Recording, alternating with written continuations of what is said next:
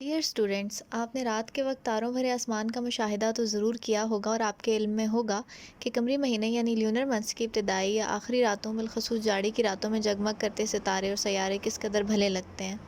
بعض سیاروں اور ان کے چاند کو تو ہم آسانی سے شناخت کر سکتے ہیں۔ ان سیاروں میں ہماری زمین بھی شامل ہے، جو کہ ایک شمسی نظام یعنی کہ سولر سسٹم تشکیل دیتے ہیں۔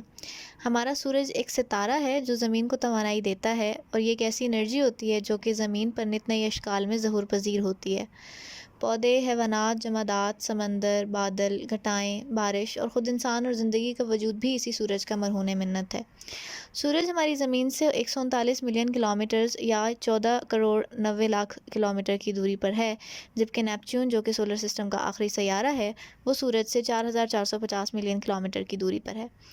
سورج کا نظام جس کہکشاں یعنی کہ گیلیکسی کا حصہ ہے، اسے ملکی وے کہا جاتا ہے۔ رات کے وقت اگر اسے دیکھا جائے تو یہ نہایت ہی خوبصورت دکھائی دیتی ہے۔ اس کہکشاں میں ہمارے سورج کے علاوہ مزید سینکڑوں نظام شمسی موجود ہیں۔ سائنسدانوں کا یہ کہنا ہے کہ ہماری وسیع و عریض کائنات ان انگنت کہکشاؤں کا مجموعہ ہے۔ گرین وچ کی مشاہدہ گاہ سے وابستہ ماہرین فلکیات کہتے ہیں کہ ایک ایسی کہکشاں جو تقریباً 1 لاکھ نوری سال کے فاصلے پر ہے، وہ 100 ارب سورج کے نظاموں پر مشتمل ہے۔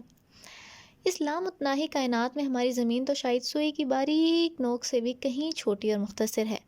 تو ہم اتنی مختصر اور چھوٹی جگہ پر رہ رہے ہیں، یہ بات شاید ہمارے لیے شرمندگی یا احساس کمتری کا باعث ہو، لیکن فخر کی بات یہ ہے کہ اس ننھی سی زمین پر ایک ایسی مخلوق کا بسیرا ہے جس نے کائنات کے مختصر ترین ذرات یعنی جوہروں سے لے کر پھیلتی ہوئی کائنات کے پوشیدہ اور حیران کن راز تشت بام کر رکھے ہیں۔ آپ بالکل ٹھیک سمجھے، ہماری مراد انسان سے ہے۔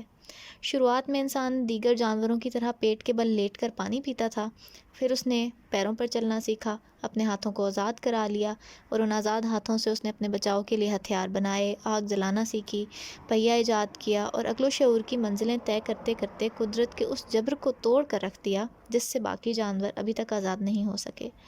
وقت گزرنے کے ساتھ ساتھ انسان کی سوچ اور شعوری صلاحیتوں میں نکھار آتا چلا گیا، اور وہ کائنات کے سربستہ رازوں اور عقدوں کا شعور حاصل کرنے اور نامعلوم گتھیوں کو سلجھانے میں مصروف ہو گیا۔ آج ہم ایک ایسے ہی انسان کو خراج عقیدت پیش کرنے جا رہے ہیں جن کی داستان عقل و خرد اور شعور کی دلچسپ داستانوں میں سے ایک ہے، جنہوں نے تخیل سے ماورا ہو کر ایک امکان کو ہمارے سامنے پیش کیا اور اسے تجربات کی کسوٹیوں میں سے گزار کر حقیقت کا روپ دیا۔ ہم ارنسٹ ردرفورڈ کی بات کر رہے ہیں۔ ردرفورڈ کی تحقیق نے گزشتہ 2500 سال سے بھی زیادہ تسلیم شدہ علمی مفروضے کو ردی کی ٹوکری میں ڈال دیا اور ایک نئی سائنس سے روشناس کرایا۔ آپ کو علم ہوگا کہ قدیم یونانی فلسفی لیوسپس اور اس کے شاگرد ڈیموکرائٹس نے کہا تھا کہ مادہ یعنی میٹر کی بنیاد ایسے چھوٹے چھوٹے ذرات ہوتے ہیں جنہیں مزید توڑا نہیں جا سکتا۔